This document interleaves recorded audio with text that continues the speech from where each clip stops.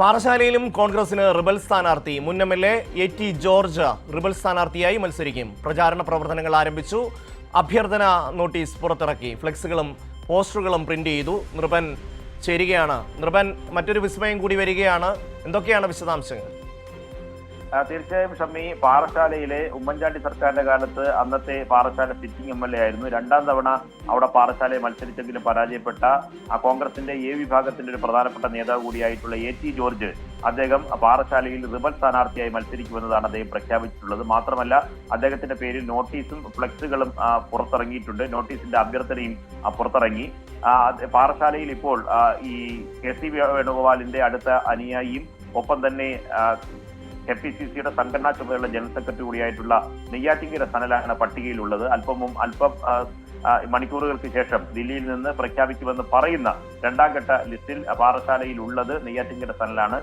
നെയ്യാറ്റിങ്കരയിൽ പാറശാലയിൽ അദ്ദേഹത്തെ എ.ടി. ജോർജിനെ പരിഗണിക്കണമെന്ന് പട്ടികയിൽ അദ്ദേഹത്തിനുണ്ടായിരുന്നു. സർവേ റിപ്പോർട്ടിലും എ.ടി. ജോർജിന്റെ പേരുണ്ടായിരുന്നു. അദ്ദേഹം സ്ഥാനാർത്ഥിത്വം പ്രതീക്ഷിച്ച് തുടരുകയായിരുന്നു. ഇപ്പോൾ സ്ഥാനാർത്ഥിയാകില്ല എന്ന് ഉറപ്പായതിനെ തുടർന്നാണ് എ.ടി. ജോർജ് പാറശാലയിൽ റിബലായി മത്സരിക്കുന്നത്. കാരണം കോൺഗ്രസിന്റെ നേരത്തെ ഒരു എം.എൽ.എ. ആയിരുന്ന പദവിയിലിരുന്ന ഒരാളാണ് വീണ്ടും റിബൽ സ്ഥാനാർത്ഥിയായി പാറശാലയിൽ മത്സരിക്കുന്നത് എന്നതാണ്. നേരത്തെ തന്നെ ഈ എൽദോസ് കുന്നപ്പള്ളിയുടെ വാർത്ത പറഞ്ഞതാണ്. Sitting MLA. ആയിട്ടുള്ള എൽദോസ് എന്ന കുന്നപ്പള്ളി സീറ്റ് കിട്ടാത്തതിൽ പ്രതിഷേധിച്ചുകൊണ്ട് അവിടെ സ്വന്തം സ്ഥാനാർത്ഥിയായി മത്സരിക്കുമെന്ന വാർത്ത വന്നു. അതിന് തൊട്ട് പിന്നാലെയാണ് എ.ടി. ജോർജ് മുൻ എം.എൽ.എ. കൂടിയായിട്ടുള്ള കോൺഗ്രസിന്റെ പ്രധാനപ്പെട്ട തലസ്ഥാനത്ത് ഒരു നേതാവ് കൂടിയായിരുന്ന ഉമ്മൻചാണ്ടി സർക്കാരിന്റെ കാലത്ത് അവരുടെ ഒരു പ്രധാനപ്പെട്ട തലസ്ഥാനത്തൊരു മുഖം കൂടിയായിരുന്ന എ.ടി. ജോർജ് റിബൽ സ്ഥാനാർത്ഥിയായി കോൺഗ്രസ് സ്ഥാനാർത്ഥിക്കെതിരെ പാറശാലയിൽ മത്സരിക്കും എന്ന് മാത്രമല്ല, അദ്ദേഹം പ്രഖ്യാപിക്കുകയും ഫ്ലെക്സുകളും പോസ്റ്ററുകളും അടിച്ച് വിതരണം ചെയ്യുകയും അഭ്യർത്ഥന നോട്ടീസ് പുറത്തിറക്കുകയും ചെയ്തിട്ടുണ്ട്.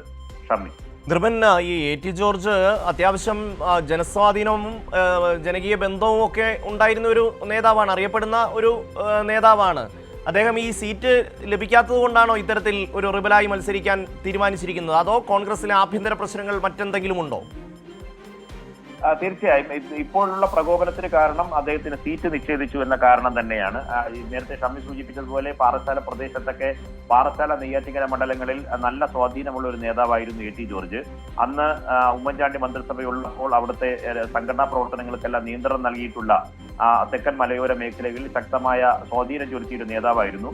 ശക്തമായ പോരാട്ടത്തിലാണ് ഒന്നാം പിണറായി സർക്കാരിന്റെ കാലത്ത് അദ്ദേഹം ആ തെരഞ്ഞെടുപ്പിൽ പാറശാല മണ്ഡലത്തിൽ പരാജയപ്പെടുന്നത്. സി പി എമ്മിന്റെ ഏറ്റവും പ്രധാനപ്പെട്ട ഏരിയ സെക്രട്ടറി ഒക്കെ ആയിരുന്ന C.K. ഹരീന്ദ്രൻ ആദ്യമായി എ.ടി. ജോർജിനെ അവിടെ പാറശാല മണ്ഡലത്തിൽ പരാജയപ്പെടുന്നത്. തുടർന്ന് രണ്ടാം തവണ അദ്ദേഹം മത്സരിച്ചെങ്കിൽ ആദ്യ തവണ അദ്ദേഹം വിജയിച്ചു. രണ്ടാം തവണ C.K. ഹരീന്ദ്രനോട് പരാജയപ്പെട്ടു. തുടർന്ന് ഈ തെരഞ്ഞെടുപ്പിൽ അദ്ദേഹത്തിന് സീറ്റ് നൽകുമെന്ന് കോൺഗ്രസിന്റെ ജില്ലാ നേതൃത്വം അദ്ദേഹത്തിന് ഉറപ്പ് നൽകി. മാത്രമല്ല, KPCC നേതൃത്വം അദ്ദേഹത്തിന് പല നേതാക്കളും ഉറപ്പ് നൽകിയിരുന്നു.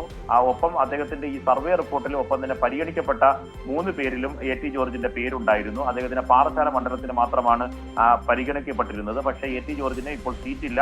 അവിടെ നെയ്യാറ്റിങ്കര സനലെന്ന K.C. വേണുഗോപാലിന്റെ ഏറ്റവും പ്രധാനപ്പെട്ട നേതാവ് KPCCയുടെ സംഘടനാ ചുമതലയുള്ള ജനറൽ സെക്രട്ടറിക്കാണ് നൽകുന്നത്. തന്നെ പൂർണ്ണമായി ജനങ്ങളോട് സ്വാധീനമുള്ള തന്നെ പൂർണ്ണമായി തഴഞ്ഞു മറ്റുള്ളവർക്ക് സീറ്റ് നൽകി തന്നെ അവഗണിച്ചതിലുള്ള പ്രതിഷേധമാണ് എ.ടി. ജോർജ് മുന്നോട്ട് വയ്ക്കുന്നത്. പാറശാലയെ സംബന്ധിച്ചിടത്തോളം എ.ടി. ജോർജ് റിബലായി വരുന്നത് സംബന്ധിച്ച് വരികയാണെങ്കിൽ കോൺഗ്രസിന് അത് വലിയ തിരിച്ചടിയാണ്.